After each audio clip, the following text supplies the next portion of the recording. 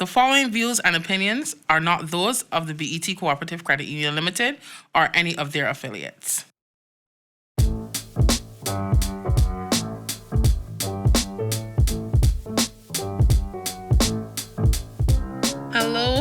Hello, and welcome to another episode of Making Dollars from Cents.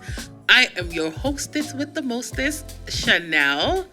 Hi. And I got my sidekick, Lisa. Give a big hello to everybody. Hello. So today, we ain't sticking up. We jumping straight into today's episode. And today we are talking about managing debt.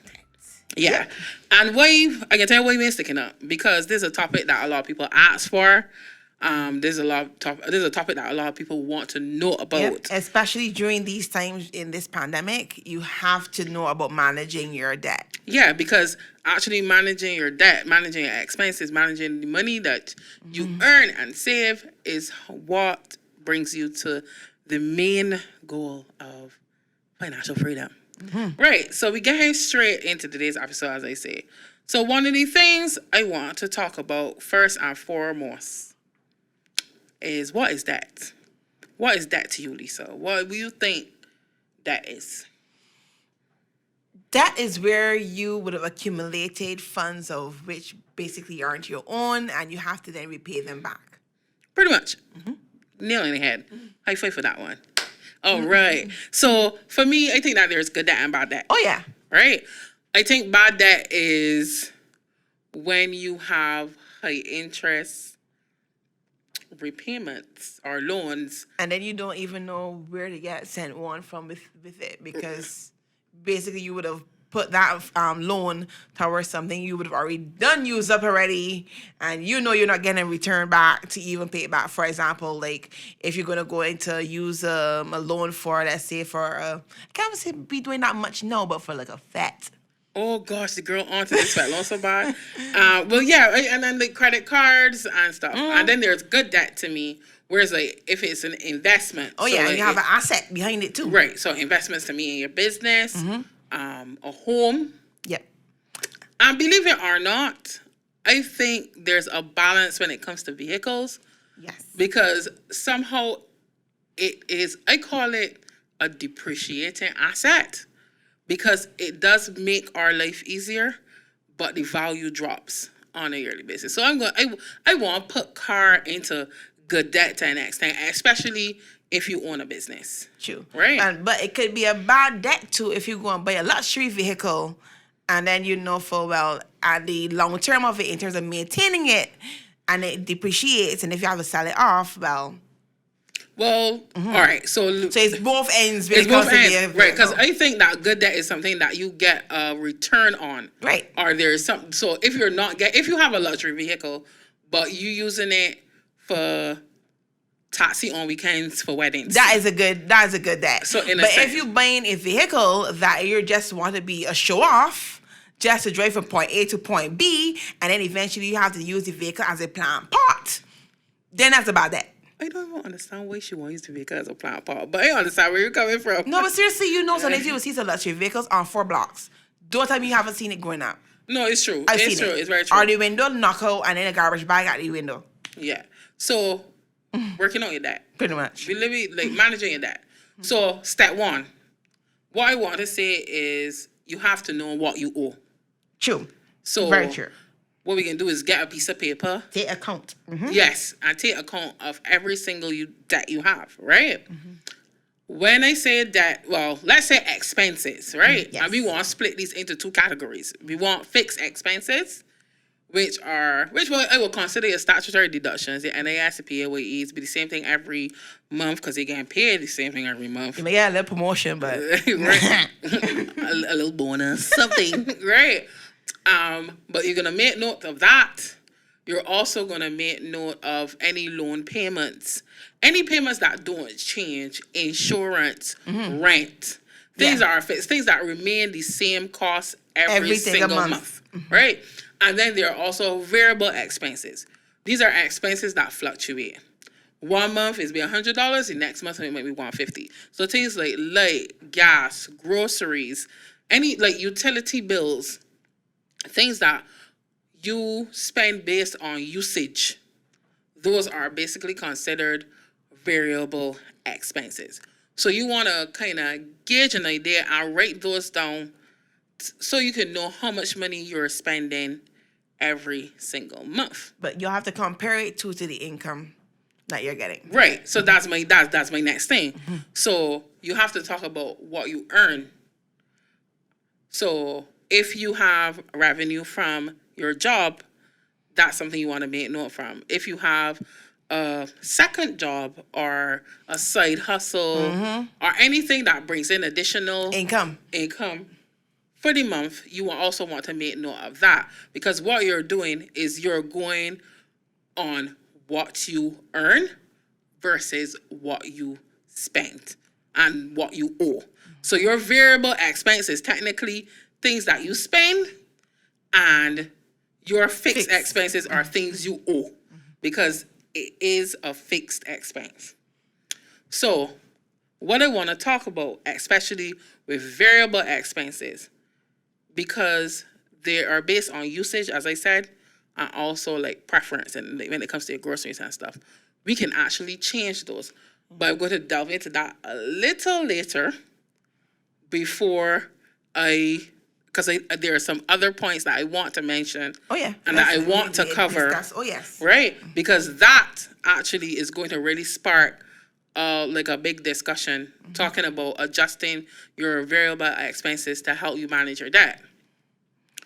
So the next thing too is the reality of the situation is that during life, things happen. And there may be a point where you cannot, but you may not want to spend the cash that you have to, like, let's say your car breaks down. You have to buy a radiator, an axle. This is me, by the way. Yeah, because my radiator crap, my axle bar, I got a STV joint, like all sorts of things wrong with poor old Susie, right? Difference is I using my own money, but I'm saying, so let's say it was me, and I don't want to use my own money, and I've decided, you know what, I want to get a loan. One time, lady mechanic told me everything that wrong with the car, and they can fix everything and take Susie off the road, make sure it get fixed. I may want a her car, or I may catch a bus or get a drop.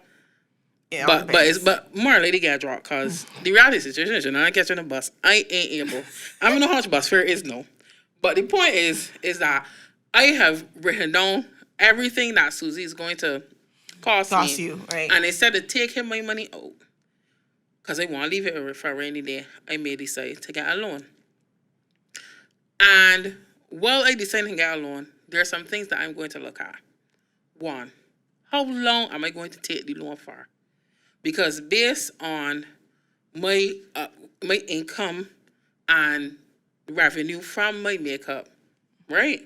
How much money am I going to have that I can probably pay off this loan in maybe a year or even a shorter span of time? Exactly. Right?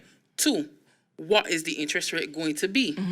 Because if I can fully secure the loan with the funds that I have, it means that the interest rate is going to be lower. But then there may be certain stipulations in a promotion that the credit union may have, that it means that in order for me to maybe fully secure a loan, I got to take a loan of $5,000, and I don't need $5,000. So am I going to take the 5 because of the lower interest rate, or am I going to take a higher interest rate and get lesser money and get the money that I need? So these are things that you need to really take into consideration, because if it is that my repayment may, because sometimes the interest rate, the repayment is honestly be saying like $10 more. But so if it's $10 more, I could afford it and pay that off in a year, then that's fine. I also have to make note on, suppose there's another lockdown. It means I can't do makeup. So it means, can I afford it if there's another lockdown? Can it come out of my salary? Right? There are so many things you have to put in place mentally before you think about even actually incurring debt. And I think that's something that people don't do. People just look at the aspect of actually getting the money and spending it and just getting what they want. So much so that sometimes I've heard it already. People say, I take all that money. Well, I can't remember getting nothing in my hand. Exactly. And they don't even know where it even gone. Right, exactly. Sometimes they don't even know where it gone. So those are things that you want to take into consideration when you're going to incur debt, because that will make you or break you. Also, consolidate. And you spoke about this, I think, in one of our previous episodes. We spoke about that consolidation. And the thing about that consolidation, and again, I can use myself as an example. Let's say I had 3 loans, one for $500 a month, one for $180 a month, and my credit card I pay $200 a month on, right? So far, I'm spending, what's that? 5 2 7 and 1, that's $880. Yeah. I'm spending $880 a month. Right? And then your salary is...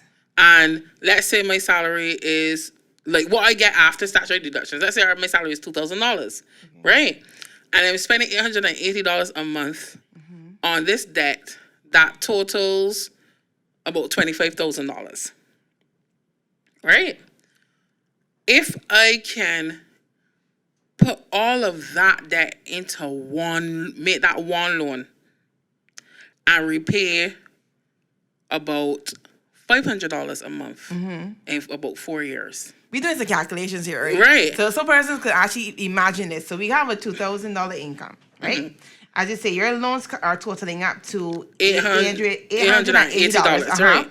Right. Right. So that is by themselves. That's by themselves. Separately. I'm paying 2 loans and a credit card. Right. So there's 3 loans. It's technically 3 loans. Right. So so together those 3 loans total $25,000. Right. Okay. The interest rate on one of the loans is 12%. The interest rate on the credit card is about 21%, just about. And the other one is a line of credit, which is usually between 16 to 16.5%. But you can get a loan to consolidate at $25,000 at 12%, possibly for like 3 or 4 years, and repay $500 a month, which saves you $380 a month. Right. Right. So that now is actually the best example I can give you as consolidating all your loans into one. Right. But when you do that, remember, you have to take, 1, the interest rate into consideration. You have to. And 2, the repayment. Because if the repayment is not going to save you any money, then I'm not sure if it makes sense. So let me go back to the calculations a bit for those who are listening. So before now, with the 3 loans where you were per month, when you were paying $880, and you would have a disposable amount of $1,220. So now you consolidate it now, and you're paying $500. So now you have $1,500 now per month to play with. Yes. Is it? Good. Right. So in managing your debt, so it don't make any sense you doing all of this, writing down all your expenses, consolidating your loans, and doing all of that, and you're not paying it on time. Yes. You have to make sure you meet the people's date every month. Every single month. Oh, yeah, because we're going to get to another point. Credit report. Yes. Really important. With a click of a button and putting your ID number in, your credit score can be shown to any financial institution. So you have to make sure, if you know that, your bills are due, let's say the 20th of each month, but you get paid the 25th. Find some way to make sure the 19th of every month that bill is paid. Well, to some extent, that's easier said than done. Because most people get paid on the 25th, if not after. Right. Because some people also get paid at the end of the month. So what you can do then is, if you know then you're getting paid the 25th, when you go in for that particular loan, see then if you can get it that you're paying it, but your deadline will be the 27th or 28th to give you a little bit of a leeway. Yeah, if there is room where they can change the date, the beginning or the repayment date, yeah, that would be absolutely fantastic. Or if you know you're paid after when the bill is due or your loan or anything, I would say see if you can put an additional $20 or $30 because that will actually make up for those days missed. Right. Yeah, Correct. definitely. If don't always try to pay the minimum. If it is that you're a little stretched and the minimum can work for your budget, then that's fine. But if you know definitely it will affect you in the long run, paying after, I would advise, as I said, either see if you can get that repayment date changed from the inception of the loan, and two, put in a little additional when paying monthly. Every month. Yeah, it will definitely help. That would keep you in the green. You want to stay in the green. Stay in the green. Stay in the green. So on saying that, be honest with your spending. You would have heard Chanel talking about the variables that you would have to curve. I know I would have said it at some point in these podcasts about having, an all-time saying of having champagne taste with marble pockets. Yeah. It's really important that you literally be honest with your spending, because here it is when you go to the supermarket. Now you know we're going to go there, Chanel. We know you love your tuna. But a particular brand of tuna. Listen, right? So, I ain't gonna literally get my hand dry hands. I ain't afraid to talk my business. We realize that. But for me, I am a girl that I have believed in Bumblebee tuna for like a real long time. Like, if it ain't Bumblebee, I don't want it. If I come at you and you bring some other tuna, I can be like, hey, let's not worry with that. That's me. Because I prefer Bumblebee tuna. No, I didn't really have to change my tuna, right? But the reality of the situation is you control your variable expenses. Exactly. Right? You control that. So as a method of control, what I did is I switched tuna brands. Exactly. Right? I think Brunswick is about $2.49 as opposed to Bumblebee doing $2.69. And then there's another one underneath that as well. well. So actually in Massey on Saturday, I realized there's this brand name called Cuisine or something. That sounds so nice. And and the cost of their tuna is $1.69. Wow. So really and truly, if I was still buying Bumblebee, I will be saving $1 per can. Exactly. Right? I guarantee you, when you mix that with some mayonnaise and some mustard and onion and sea peppers and little pepper, it can still taste like a tuna. I'm sure. Exactly. But we all have our preferences. But I'm using my tuna as an example because there are some people who may not want to bend on their tuna, but there may be something else you may want to bend on. So like some of us buy Tide and Gain detergents, and those detergents can cost. They can got a pretty penny. Sure. Up to about almost $60. They could be a pretty penny. But they have cheaper ones that you can use also, and fragrant ones also that you can use. Yeah, that I think they're a decent buy. Yeah. For me, I don't need Gain fabric softener. Suavitel is work fine for me. I ain't fine with that. Blue Wash. I use Blue Wash expensive. In the grand scheme of detergent, Blue Wash expensive. I just honestly use a generic detergent. Like one of the ones in like the 4 you got. Like I use a generic detergent, Suavitel fabric softener, but I must have my Downy the pellets. I must have those for my towels and sheets. And that's something that I'm not bending on. Right. We ain't twisting your arm. We ain't gonna twist your arm, but make sure if you have a bill to pay though, you ain't. No, of course, you would definitely pay. But we are giving you these examples because these are real life situations. Mm-hmm. These are things that we go through on a daily basis. Exactly. And in remember, the supermarket. Debt management requires really 3 things out of you. First is planning, commitment, and a really, really, really strong self-discipline. Yes, it does. Because up to this day, I still prefer to spend $5.29 on Massey cheese paste. And it's still saying that you can make your own cheese paste. No, you can. Moving along. But that in itself is a really good example. Because, okay, so I buy Massey cheese paste for $5.29. That's $5.29 is a block of cheese. Like, I always got on your... not even in the supermarket. I buy in Massey cheese paste for $4.29. I still buying cheese. I still I buying know milk. somebody I out there still buying saying, black but girl, you pepper. could come with a mask and go I popular. still buying onions. Okay, So really? No, we can spark that discussion. Because yeah. So let me explain. I've been to Popular already. First thing first, the shopping experience for me don't be that fantastic. When I go, the supermarket for me is an experience. I understand. And I need for you all to understand that. And this is actually, so I can't be vexed with anybody if the one getting massive, the one getting Carolina A1.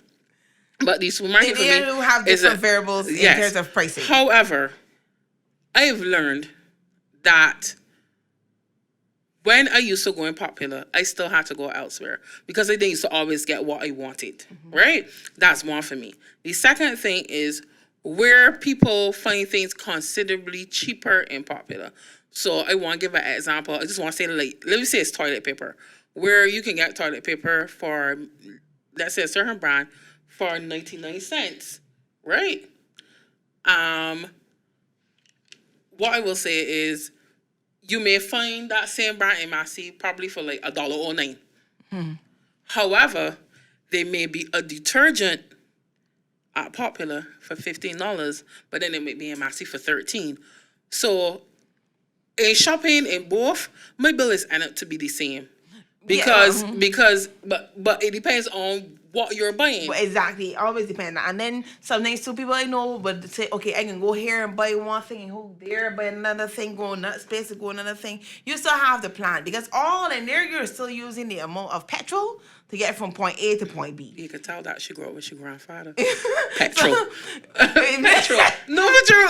But I guess what can funny about gas. Yeah, same thing. Like, gas. Yeah, it right. still takes gas and the length of time to go from all these different things. It all adds up. But you really have to sit down and plan it and determine how you're gonna pay your bills too as well. Yeah. Because we have to talk about that. No, when you have your utilities or your fixed bills, and then you still have the other obligations to do as well, you now have to stretch your money. I know I might get licks for this in terms of stretching your money between your utility bills and your loans. Now remember, I know the utility can be a bit lenient as sometimes if you say, okay, your bill is $150 and you go and give them $100. Once you are still on time, they're not gonna really knock you for it. But you know, if you go and get you pay short on a loan, you know it will be it could cause like a late fee or some form of penalty. So know where or how you get your thing. Go ahead. Is that it?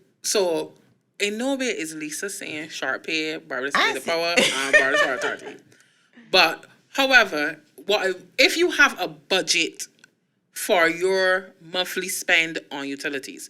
So for me, every month, and I'm using myself as an example, because this is real, this is not made up, I budget every month to spend between $120 to $125 on electricity. If it's less, fine.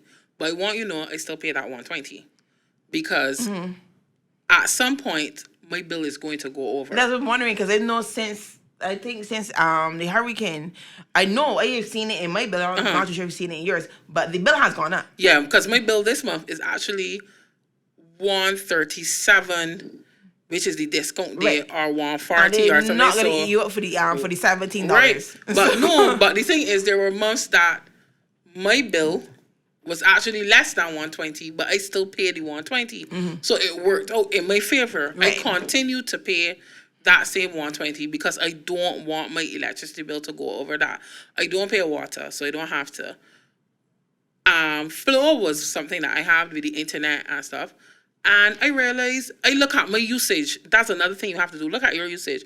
I realized I was paying for Flow TV. I'm paying for a certain internet speed. And I didn't watch TV. I literally had Flow TV because I wanted to watch Lifetime Christmas movies. What? Yes, and when I done it was. You don't have them on YouTube? Well, we're not going to get Netflix. You see, no, I don't. I know, right? I know. I roll picky, and really? I don't want to watch Lifetime TV. Don't mind the ads, but let me just. Aside from that, let's not talk about my preferences though. Right, but. I realized I was not watching the TV. So I called Flan and was like, listen, take it off. Come off your box. Come off your box. Cover you box. I don't want it. I'll bring it to you. Which You one? understand? I said to the guy, I said, listen, right now I pay you. I think I was spending $193 or something, and I was like, look, no, the most I want to spend per winner thing is $120. This fella said, all right, because I was gonna even take out the landline because nobody don't use it. He was like, listen, I think you should keep a landline. He's like, if you're in old school, I feel you should keep a landline. I said, I feel so too. Right enough. So he said, look, I can use landline internet for $120 VAT inclusive. I said, all right, I could do with that. That's no problem. That's fine for me. However, he said, you know, your internet gonna be a little slower than usual. I said, no problem. It's my time I wait for Netflix to load. To me, it ain't loading the slow. I still manage to watch TV at the same rate, and the TV watch me at the same rate at night. So, and I don't feel affected by it. I don't feel affected by it at all. However, I know I save $70 by switching to Geico. Right. But I'm saving $70 extra. I don't know where it's going. Maybe Massey Cheese Face. But however, the point is that I am saving $70. And that's good. And when you're saving it, it's fine where you can then pay extra. Yes. On that loan. Yes. You know, and that's the thing where we want all of you to get to that mental state of really attacking your debt to get it down to a manageable level. But it all starts with your mindset. And let me repeat again, it requires you to plan, be committed, and have very strong self-discipline. You have to do that. So something I wanted to touch about, maybe talking about having that extra funds to spend or extra money to put on your loans. Try to really get the loans off, but do not get back into debt. I know they're gonna have a lot of fanciness out there with the when it comes to the Christmas loan and the back to schools or whatever. Really try not to get back into debt when you're trying to get out of it. And the credit cards and the other things like that. Those little bells and whistles really catch a lot of people, you know. And as we said before, a lot of people see the beginning, they don't read the fine print, and they try to get out at the end. But I don't see nothing wrong with a Christmas loan. You're trying to get hold of that. No, but I'm saying, right? If you have a manageable, if you're going to, once again, it goes back to the fact that things happen, and yes, you must be committed and be disciplined. But if it is a case, let's say Christmas comes around, do you, and I don't want to say you have to buy 1,001 gifts. You don't have to buy curtains. But most, you can reuse. Forget the gifts. You can reuse the curtains. You can reuse the bath mats. Well, everybody's bad. Look at me now. Well, I'm the Christmas girl. So I'm not okay. So maybe I'll step back on this one. I'm gonna let this up. But what I'm saying, as it relates to a Christmas loan, though, usually most Christmas loans are short term. Well, ours here is short term, and it's 10 months, right? Okay.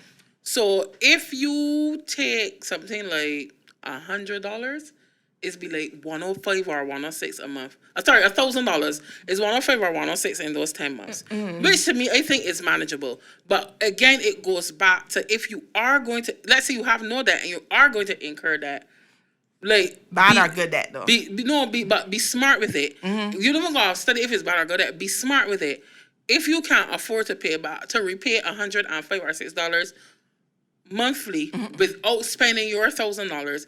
Then that is fine. That's okay. Because you can continue to build your savings throughout those 10 months. Yeah. And you still get interest and you still get dividends and stuff on it. That's not a problem. So it would make sense really if you're going to get a loan to really go to a credit union for a loan.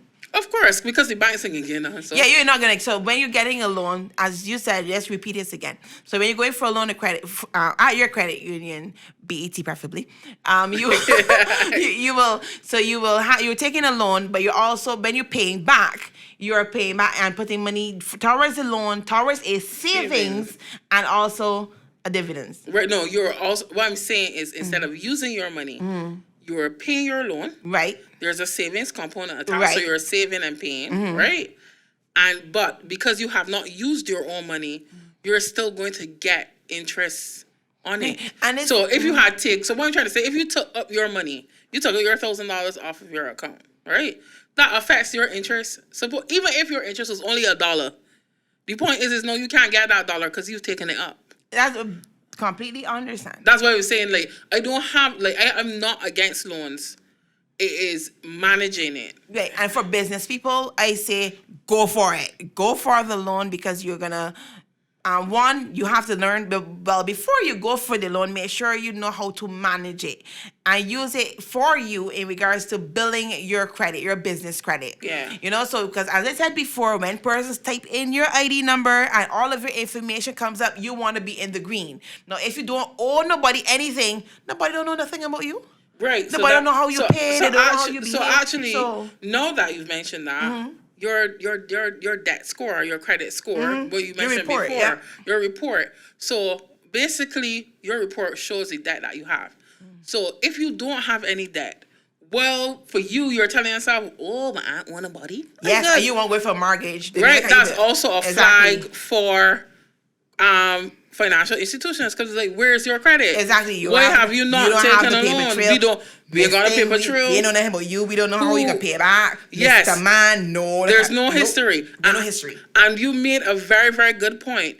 The reason why they are checking your credit score is because they don't know how you are going to repay. Right, so don't come in there with us, they'll cattle. What are your patterns? You have no patterns. You have no patterns. We have no history on you, and we want your pattern. We want to know that you say you're going to do what you said you're going to do, and that's to repay us. On the flip side, having too much debt. Yeah. Right? Because you could have too much debt, and you could be in the green, you could got all ones, whatever, but you have too much debt. Why are you taking so many loans? Yeah, you pay them back fine, but why are you taking so many loans? There's a problem there. You're cash strapped at some point. But then obviously at some point you're getting money, loads of money to repay. So what is it? One, the person's occupation, because they got people that are consultants who may actually need to borrow to do funds to do projects and stuff, and obviously when the projects come through, they repay or whatever. Or are you a drug dealer? I ain't going that far. But no. Remember, this is as real as it gets. I understand. Right? We have a money laundering issue in Barbados, and those things come up as flags. If you are taking loads of loans, and then all of a sudden you're repaying them so quickly, where's the money coming from? Probably from a blessing circle, you don't know. Which is illegal. Thank you for confirming, Lisa. You gotta go judge. Really, there's so much different things nowadays. But either way, I'm saying it's illegal. It's illegal. It's illegal. I understand. But that's just to show the point of how important your credit score is. And obviously, if you're in the red, we can actually do investigations to find out why. To be honest, they're not, I don't want to say they're not always accurate, because they are.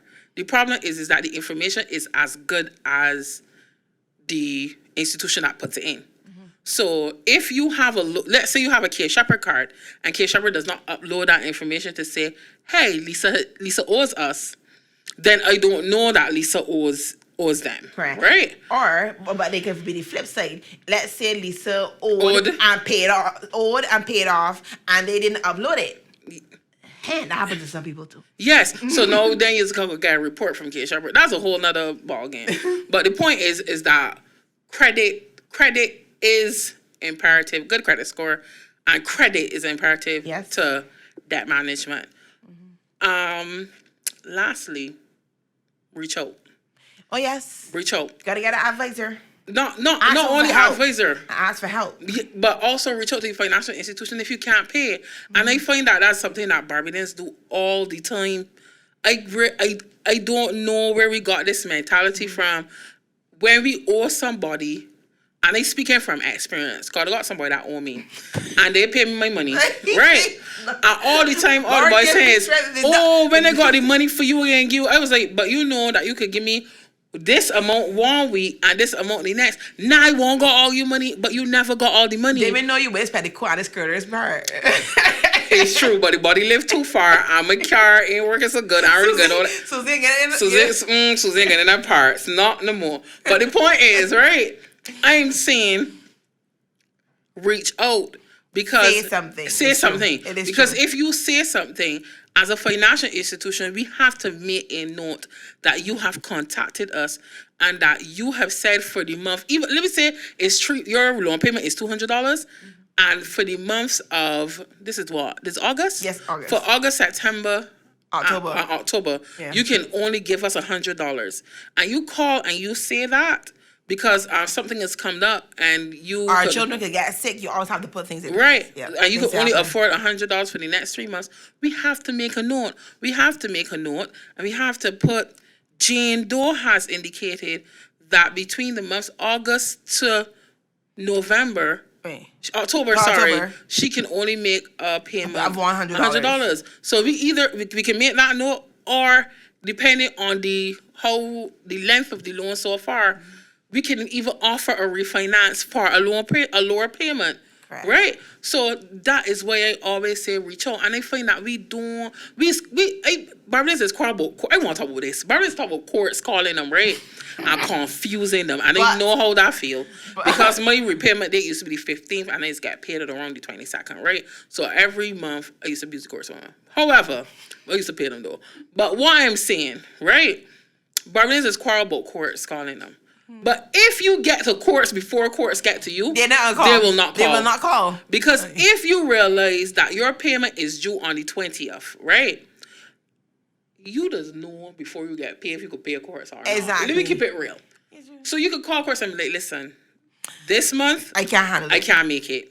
I cannot make it. I cannot make it. But I will promise to make it by XYZ. Because you might got a little meeting turn. Right? However, the point is that some people have meeting turns, right? You might got a little meeting turn coming up or something, so you might be able to like pay it then or whatever. Or somebody owes you money, you getting it back then. You could call and say, well, look, this is when I will be able to pay you. I expect to get back. Yeah, Right. so always reach out. I want to say that. Always reach out. Always. But one thing before we go though about when I said before in attacking debt. Now you have two ways you can either attempt it. Now the ones with the higher balances or the one with the lower balances. That is the way. Again, when you're reaching out for help with your financial advisor, find out which one is better for you. As I said, one with the higher interest or the one with the lower the balances or the lower interest. You can either pay off the lower one. And then put money towards the larger one. You could just put in. Well, for me, I prefer to go via balance. Right. And I will say your loan or whichever debt has the least amount of balance, attack that first. Okay. Because if you owe Massey $600 for a TV, but you owe court $3,000 with a washing machine. Of course, interest is a little higher. So, yes, you get more interest. The higher purchase, interest will be pretty high.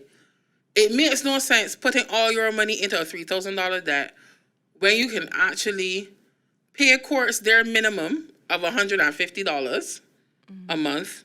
And instead of paying Massey $60 for the TV, if you go for $100, and you could pay it off in 6 months. Exactly. Right.